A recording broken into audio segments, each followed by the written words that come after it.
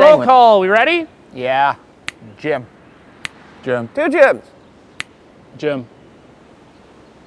Are you all three Jim? Jim.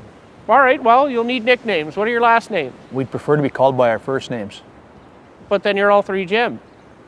Our names are Jim. So you all three want to be called Jim?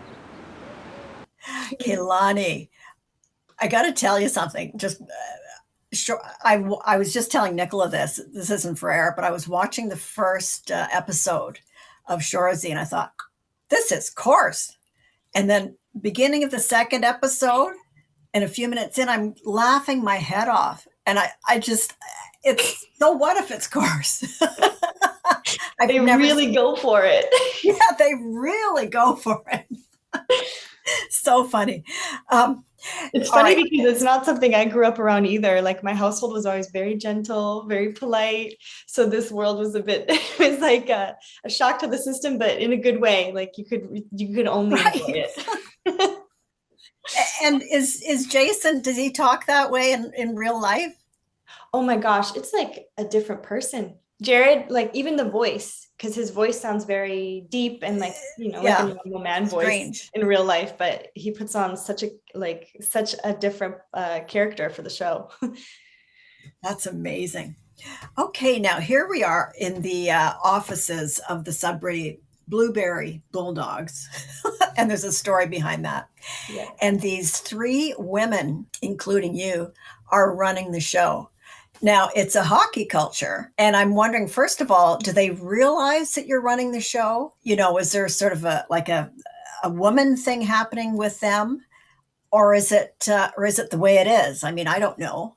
I think Jared did a really lovely design with that matriarchal system.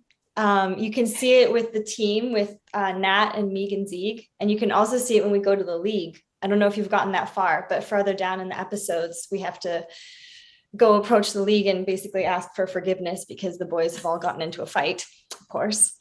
But you even see it there because we go up to the leaders and it's all this table of women as well. So I think it's really cool because not only is he really strongly representing indigenous characters, but he's strongly representing indigenous females. And I think right now what we're seeing in this shift towards greater awareness in representation and like inclusion is a shift towards back towards indigenous values. And one of those, we really esteem our matriarchs, we hold that wisdom very dearly. Oh, and so right. I think it's really cool to see the way he kind of layered that in the show.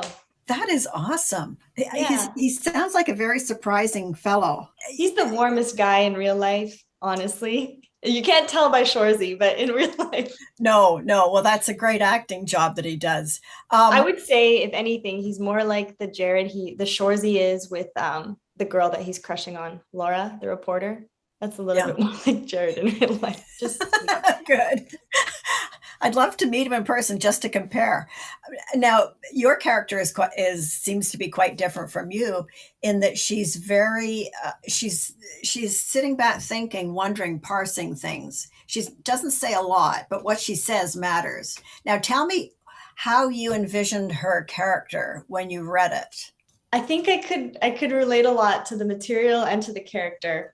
There's an element of coming from a small town that I also grew up with. And I'm a little bit of a tomboy underneath it all. I always get along with the boys and I've always wanted brothers.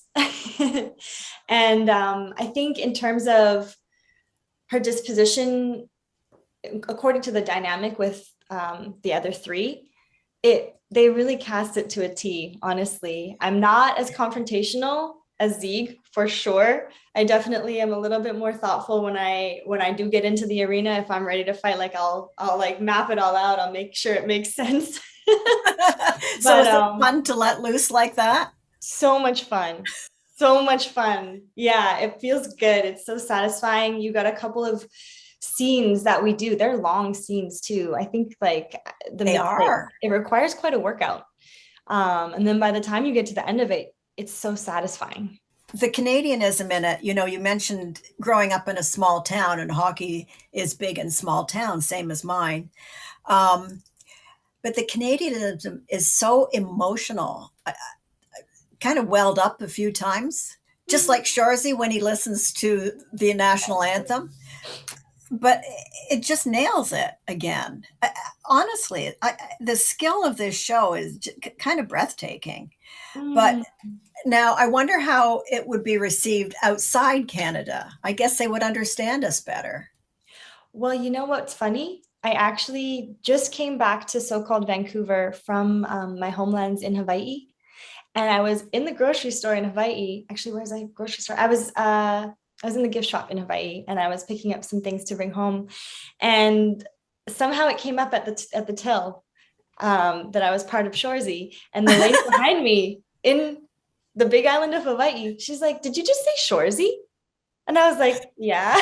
She's like, "My boyfriend loves Letterkenny. We can't wait for Shoresy to come out," because it was the day before it dropped on Hulu. And I was like, mind blown. I was like, this is cool, because it really is reaching beyond so-called Canada into the States. And I think a lot of folks down there are getting a better idea of, I mean, Canadian. Well, yeah, no, I know what you mean. They show there's a Canadian sweetness that exists. And I think that's definitely an important part of the series, a real sweetness and empathy. And it's important to get the message out, but that kind of thing is great. And that kind of thing builds people in countries. Speaking of which, the diversity that you mentioned already is just phenomenal. It's the real Canada, and it'll give Americans and some other countries a lesson, I think, in inclusion and acceptance. And I think that's a marvelous thing. I really agree. I appreciate what the creators have done with that. Yeah. You have Anglo Canadians represented, French Canadians, Newfoundlanders, and indigenous folks, and it's all brought together in such a harmonious way. It was so nice to be part of, especially after coming out of the pandemic and coming out of so much separation, and seeing so much disconnect within certain community right now. Fights for clean water, fights for missing and murdered Indigenous women, the Bill 96 in Quebec, and just to have on the flip side, this outlet for unity. Yes, completely. Now let's talk about you. You are an actor and a DJ and a dancer. And I'm wondering, at what age did you sort of make the determination that you would follow these things? First love is dance. First and forever love is dance.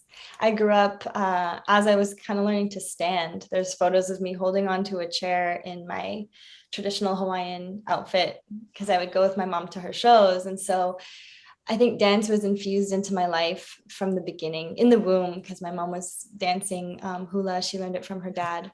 There you go. I'm from Kānaka Mamao, from the island of Maui.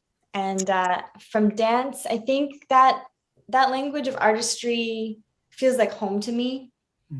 There isn't a moment where I couldn't acknowledge and embrace that. Throughout childhood, I ended up taking ballet classes and jazz, and that was through Judy Russell's Anshima Dance Studio. Shout out to Judy, my second mama and my dance mama. They did also a really wonderful job of inclusion at the studio, because there was a time in my life where we were going through a bunch of poverty, and it wasn't super accessible to do these extracurriculars, but they, had a special program that I could be a part of that was, special assistance. So again, another layer that Shoresy does a great job of showing is like that fight for the underdog. And what are your plans now? Ooh. I hope they're going to do another series.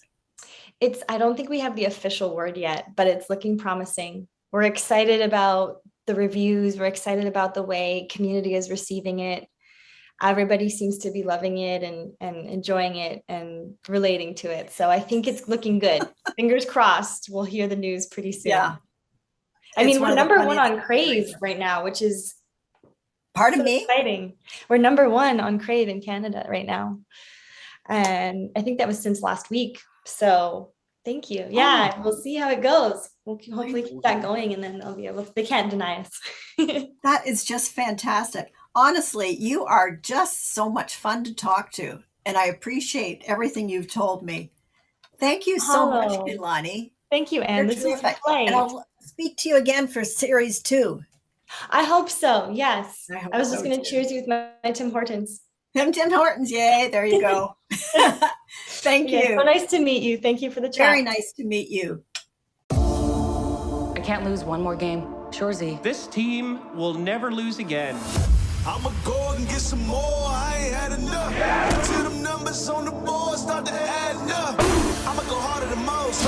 I'ma go harder than most. I'ma go harder than most. Shoresy, Goody, JJ, Dolo, and Hitch. And it's kind of funny with Hitch because his full name's Ted Hitchcock, but if you say it real fast, it sounds like 10-inch cock. Been called worse, spies.